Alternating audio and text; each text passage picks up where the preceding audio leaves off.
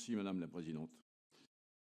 3 séances plénières en arrière, nous étions intervenus pour demander la négociation d'une nouvelle convention TER qui n'obligerait pas à une mise en concurrence et qui serait totalement à même de modifier les lacunes et autres manques de celle en cours, tout en permettant de négocier de nouvelles modalités financières.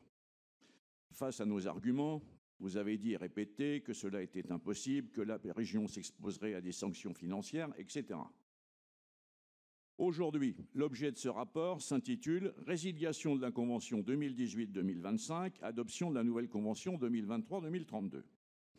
Auriez-vous menti aux élus de cette noble Assemblée? Avions-nous raison dans notre démarche politique? Je ne doute pas que vous allez trouver moult arguments et causes pour justifier votre retard à rejoindre notre bon sens et notre connaissance juridique des possibilités de dénonciation d'une convention de gré à gré. Je vous cite, Madame la Présidente, suite à une intervention de mon président de groupe en début de mandat, vous faites souvent des analyses justes. De surcroît, ce n'est pas l'actualité du moment et les positions de notre rassemblement, respectueux des principes républicains, qui démentiront votre constat clairvoyant. Si globalement, la nouvelle convention 2023-2032 va dans l'intérêt du financeur qu'est la région, à périmètre constant pour l'offre et le service proposé aux clients, des précisions cependant s'avèrent nécessaires aux articles 35, 42, 57, 63 et 68. Votre volonté d'ouvrir à la concurrence, alors que rien ne vous y oblige, je le redis, est la vraie fausse note de cette nouvelle convention. Pour dissiper toute suspicion, je certifie que l'opérateur historique n'utilise ni ne rémunère notre groupe pour faire du lobbying. Tous les spécialistes européens du ferroviaire, le Conseil national des transports, font le même constat. La concurrence dans le ferroviaire, à l'intérieur d'un périmètre restreint, comme une région, présente plus d'avantages que d'inconvénients. Présente plus d'inconvénients que d'avantages, excusez-moi. Voilà. Les éléments clés qui déterminent un service ferroviaire de qualité sont des infrastructures suffisamment dimensionnées, du matériel moderne bien entretenu et une société unique et intégrée de transport composée de personnel formé et qualifié. À ce jour, des arguments solides pour démontrer la pertinence de votre volonté d'ouvrir à la concurrence manquent à l'appel. Il est vrai que la libéralisation du fret ferroviaire ne sert pas trop la démonstration. Cependant, permettez de nous interroger sur le pilotage des mobilités et particulièrement du TER dans notre région.